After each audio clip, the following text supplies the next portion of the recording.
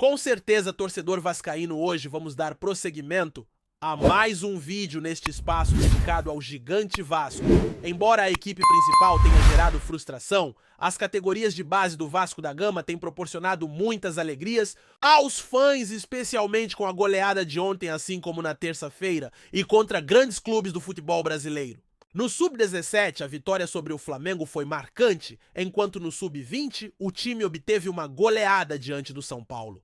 Logo no início deste vídeo, sinto a necessidade de questionar o atual treinador e a diretoria por que os jogadores da base não estão sendo aproveitados na equipe principal. Onde estão esses talentos no elenco titular? Lloyd Augusto tem potencial para contribuir, assim como Souza e Alex Teixeira é uma boa opção. Com tantos jovens promissores como Zuccarello, Diego Minetti Helder e Bruno Lopes deixá-los de fora, é de fato desrespeitar a rica história do Clube de Regatas Vasco da Gama. Uma trajetória onde os atletas formados nas divisões de base sempre tiveram um papel crucial e onde a conquista de títulos está intrinsecamente ligada ao desenvolvimento desses jovens. Vamos debater bastante sobre isso neste vídeo. O ex-vice-presidente de futebol fez comentários sobre a atual gestão e trouxe acusações significativas e vou compartilhar com vocês essas informações impactantes. Fiquem atentos, pois há muito conteúdo relevante por vir. Antes de nos aprofundarmos, gostaria de dar boas-vindas a todos que estão assistindo pela primeira vez. Para quem ainda não me conhece, sou um torcedor do Vasco e é um prazer estar com vocês. Este espaço é dedicado ao torcedor vascaíno. Venho aqui rapidamente na introdução para avisar que estamos com a contagem regressiva para atingir 150 mil inscritos. Neste momento, contamos com 149.318 inscrições. Então, se você ainda não se inscreveu, venha fazer parte da nossa comunidade. Também é importante ativar as notificações para que todos os nossos vídeos cheguem até você. Portanto, sem mais delongas, curta este vídeo e inscreva-se. Vamos juntos em busca dos 150 mil inscritos. Agora continuemos com o restante do vídeo. Assim que começamos os 150 mil, estão próximos e conto com você para que isso aconteça em breve. Agora, sem mais enrolação, vamos falar sobre o Vasco. Quero iniciar este vídeo comentando sobre a nossa sólida base. Ontem, o Vasco disputou uma partida do Sub-20 no Campeonato Brasileiro. Em São Januário, enfrentamos a equipe do São Paulo, reconhecida pela qualidade de sua base. Aliás, o clube paulista está atraindo investimentos voltados para sua base, com valores estimados em 500 milhões de reais, além de assegurar direitos sobre a venda de jogadores e participação nos negócios. Esse é um projeto que surge a partir de uma análise aprofundada. Adquirir uma fração da estrutura formativa do clube paulista por um valor aproximado de 500 milhões de reais e assegurar direitos sobre a porcentagem de negociação, de ativos e a participação nas vendas de jogadores é o que está sendo discutido em um projeto voltado para a base do São Paulo. Uma análise minuciosa feita pela equipe responsável revelou que a formação do São Paulo é uma das mais promissoras no cenário do futebol brasileiro, apresentando um excelente potencial tanto para investimentos quanto para retorno financeiro. Essa oportunidade está sendo acompanhada de perto. Além disso, a conexão entre os envolvidos e o São Paulo inviabilizou a possibilidade de aquisição de outra equipe de destaque. É intrigante visualizar essa pessoa confortavelmente instalada em sua poltrona na Grécia, decidindo assistir a uma partida da base que deseja adquirir o São Paulo. Ao sintonizar, se depara com a surpresa de observar uma equipe carioca que muitos sugeriram como uma possível aquisição, vencendo o São Paulo de forma contundente. De fato, essa equipe triunfou sobre o São Paulo com um expressivo placar de 4-1, jogando em casa no estádio de São Januário. O primeiro gol foi marcado por um jogador aos 22 minutos do tempo inicial. O segundo veio de outro atleta aos 26 minutos da etapa complementar. O terceiro, um verdadeiro golaço, foi registrado aos 34 minutos do primeiro tempo. E o quarto gol ocorreu com mais um jogador aos 36 minutos, ainda na primeira etapa. O São Paulo conseguiu marcar apenas um gol aos 41 minutos do primeiro tempo. A equipe carioca teve uma performance bastante dominante e com essa vitória alcançou a 7ª posição no Campeonato Brasileiro Sub-20. É essencial mencionar que a competição sub-20 no Brasil é dividida em duas etapas. A fase inicial ocorre no formato de pontos corridos e os 8 melhores classificados avançam para a fase final, que é eliminatória. A equipe carioca somou 10 pontos em 7 jogos e ocupa a 7ª posição, 4 pontos atrás do líder do campeonato, que tem 16 pontos. É interessante analisar a base dessa equipe, composta por jogadores de grande qualidade. Uma formação que realmente se destaca. Esse time atualmente na 7ª colocação encontra-se 4 pontos atrás do líder do campeonato. E vale a pena ressaltar a base, que é composta por atletas excepcionais. É admirável observar a dedicação e o talento que esses jogadores demonstram. Essa disposição não é vista no time principal. Alguns desses atletas têm o potencial necessário para atuar no profissional. Um volante, por exemplo, pode ser o jogador que a equipe busca para atuar como primeiro volante ou até mesmo como segundo, visto que ele possui características que ajudam a organizar o jogo, realizar passes e mostrar habilidade, embora sua ausência seja notada no elenco principal. O jogador que vem se destacando na base está em seu último ano sub-20, se sobressaindo em campo. Não seria surpreendente ver convocados da seleção brasileira sub-20 na próxima Copa do Mundo, já que o desempenho que estão apresentando é digno de reconhecimento. O gol que esse atleta marcou foi excepcional, notável. Ele joga sem reservas para beneficiar um colega e não consigo entender por que ainda não foi promovido ao time profissional. Não faz sentido ter uma base tão talentosa e não haver nenhum jogador desse grupo no time principal. A seguir, compartilho rapidamente as declarações de 2 atletas após a partida contra o Clube Paulista no intenso ambiente de São Januário. Eles expressaram gratidão a Deus por mais um gol, parabenizando toda a equipe pela conquista de mais 3 pontos em casa. É extremamente gratificante ter alcançado mais uma vitória e uma goleada em São Januário. Agradeço a Deus pelo gol e a família que sempre me apoiou. É uma sensação muito gratificante.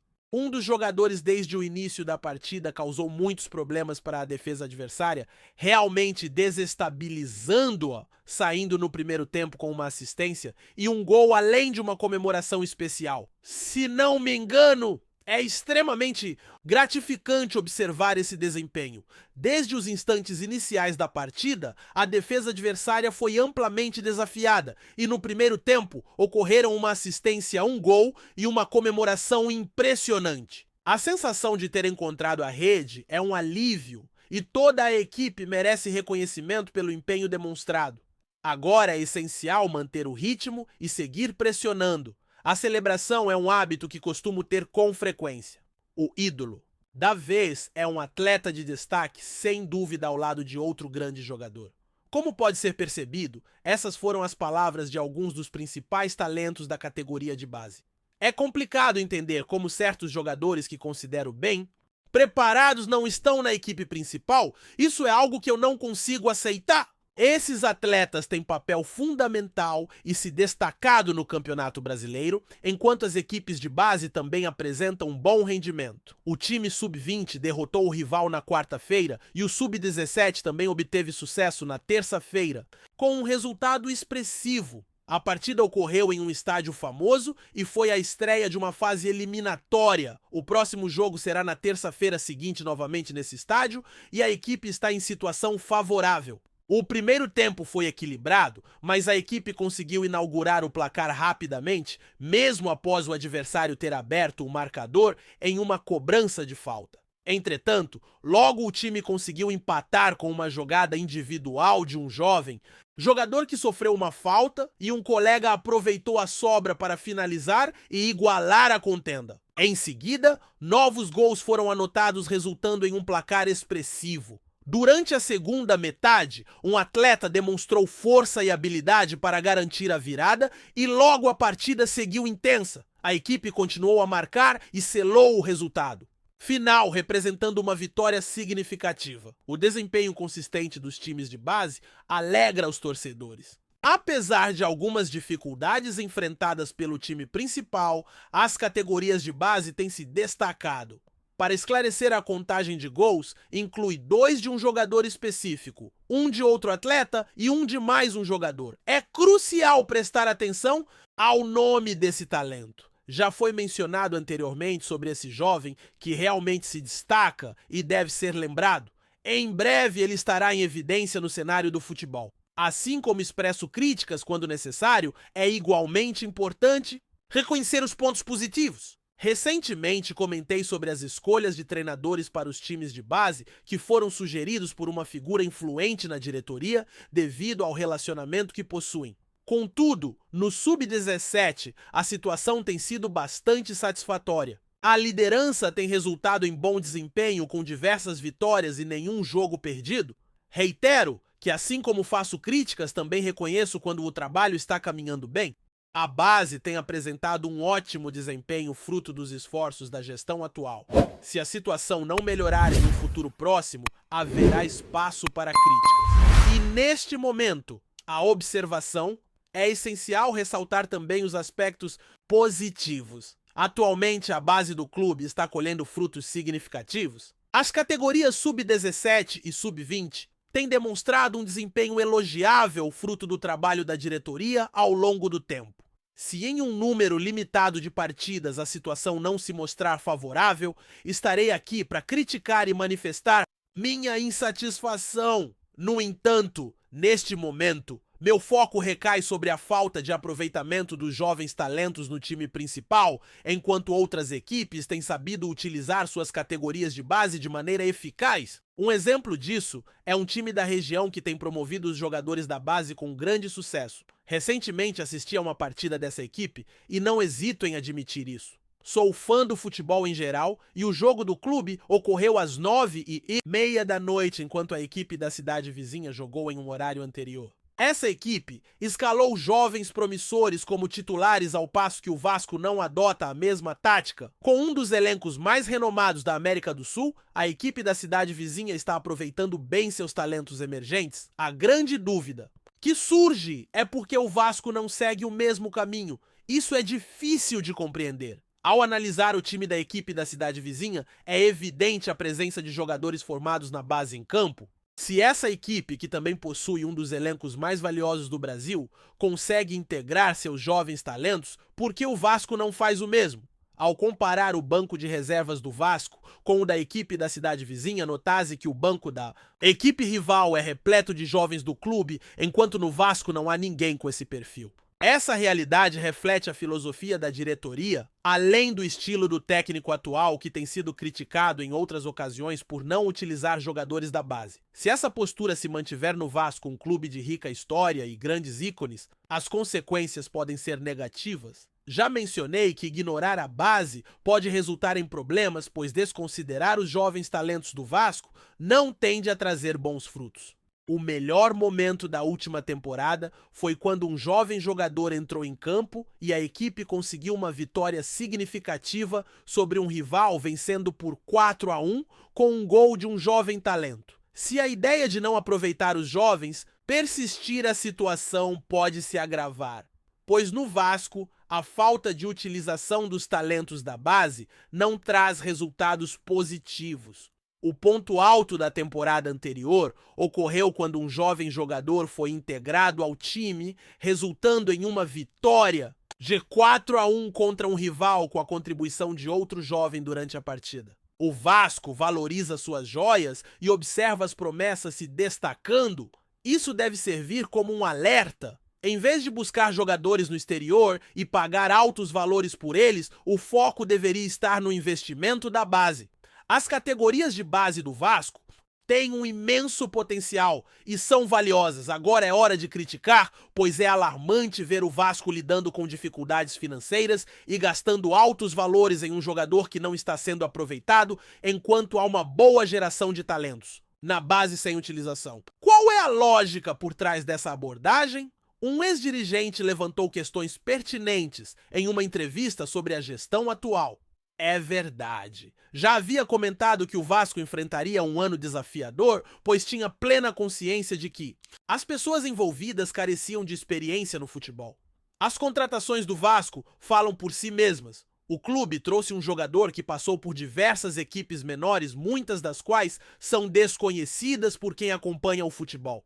De lá foi realizado um crescimento. Esse jogador teve uma produção de gols muito baixa em 2 temporadas. O clube nunca havia feito uma transferência desse porte antes. Foram gastos altos valores em um jogador sem um histórico relevante e de repente esse atleta passou a ter um valor considerável. Ao analisar tudo com atenção, há um ponto polêmico a ser destacado: a empresa que indicou o executivo para o Vasco tentou adquirir um clube pequeno sem sucesso e esse jogador acabou sendo transferido para um país distante, além de a mesma empresa que levou um atleta que anteriormente não tinha valor algum, agora é cotado em 3 milhões de euros. Ao refletir sobre essa circunstância, surge uma indagação que pode gerar debates. A entidade que sugeriu o executivo ao clube tentou adquirir o Mafra, mas a compra não se concretizou.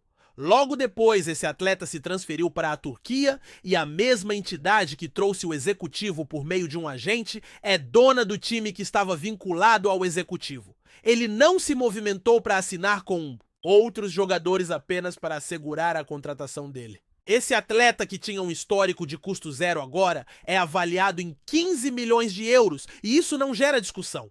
15 milhões de euros é um montante expressivo e mesmo assim não se ouve nada a respeito. Isso é aceitável? Não. Se está afirmando a existência de corrupção ou irregularidades, mas a situação é no mínimo curiosa. É algo que precisa ser esclarecido e detalhadamente compreendido para que se entenda o motivo por trás dessa negociação. Para uma administração que ingressou no clube com a intenção de implementar um compliance rigoroso e um alto nível de profissionalismo, é desconcertante que um agente que era superior ao executivo na segunda janela de transferências tenha efetuado uma das contratações mais significativas de um atleta pouco conhecido, sem informações claras sobre sua trajetória. O jogador em questão, originário de Angola, não apresenta condições para atuar no clube. Contudo, a equipe montou um plano cuidadoso, realizando transmissões ao vivo e promovendo um desafio contra um adversário de peso, o que certamente agrada a torcida. Assim, o público se entusiasma e influenciadores que apoiam tais contratações divulgam a notícia amplamente. Entretanto, ao investigar sobre o jogador, nota-se a escassez de informações concretas. É necessário ser cauteloso nas críticas, direcionando o foco para as ações de gestão em vez de para os indivíduos envolvidos. A situação é complexa e intrigante no que se refere ao que foi dito sobre o atleta. É intrigante saber as opiniões dos torcedores sobre isso. Este foi o primeiro vídeo do dia e mais novidades e informações estão a caminho. Antes de continuarmos, já te convidamos para se inscrever no canal Colina News e deixar seu like, assim você fica por dentro de todas as novidades do Vascão de forma exclusiva. Bora continuar! Na manhã desta quinta-feira, o Vasco da Gama ganhou ainda mais fôlego para a temporada, quando Pedrinho, o jovem meia-atacante revelado no Parque São Jorge, fez questão de apresentar Ângel Di Maria como novo reforço cruzmaltino. O atleta argentino, campeão por clubes e seleção, desembarcou no Rio de Janeiro cercado de curiosidade e expectativa e foi recebido com festa pela torcida vascaína, que não poupou elogios e memes nas redes sociais. Foi Pedrinho quem, com sorriso no rosto, acompanhou Di Maria até o gramado sintético do CT de Cruzada São Januário e posou para fotos que rapidamente viralizaram. Nos stories, o camisa 10 vascaíno publicou um vídeo em que diz, em bom português carregado de sotaque portenho: "Bem-vindo ao gigante da colina, Fidel! Agora é vestir essa camisa e honrar essa camisa", enquanto Di Maria acena e cumprimenta a pequena plateia de funcionários e jornalistas. Desde cedo, a hashtag #bem-vindo Di Maria conquistou o topo dos trending topics, superando até campanhas de torcidas organizadas rivais. Nas timelines, o argentino é comparado a um maestro pronto para conduzir o meio-campo cruzmaltino, e fotos antigas de Pelé, Dinamite e Romário dividiram espaço com montagens criativas em que Fidel aparece driblando adversários no Maracanã. Ainda sem data definida para estrear, Di Maria deve passar por exames médicos nesta tarde, antes de assinar contrato válido até dezembro de 2025. com possibilidade de renovação. A diretoria, em constante sintonia com o discurso de Pedrinho, promete um projeto ambicioso. Queremos brigar lá em cima, disse o presidente em rápido comentário à reportagem. Nas redes, a empolgação segue a 1000 por hora. Torcedores compartilharam vídeos antigos de Di Maria em ação pela seleção argentina e pelo PSG, enquanto outros criaram grupos de WhatsApp exclusivos para organizar caravanas ao estádio. Até mesmo artistas de rua se animaram, grafiteiros pintaram murais nos arredores de São Januário, com traços que mesclam as cores cruz-maltinas e a bandeira argentina. Se a chegada de um craque consagrado já é motivo de festa, ter Pedrinho como garoto propaganda do momento engrandece ainda mais o Vasco. O clube, que vive um reencontro com sua torcida apaixonada, agora torce para que a química entre o ídolo local e o astro internacional rende gols, títulos e, sobretudo, aquele orgulho de ver a Cruz de Malta brilhando na elite do futebol nacional. Trazemos notícias atualizadas do Vasco todos os dias. Inscreva-se no nosso canal e dê um like para continuar recebendo notícias exclusivas. Compartilhe também a sua opinião sobre essa notícia nos comentários. Isso é muito importante para o Vasco da Gama. Até o próximo vídeo.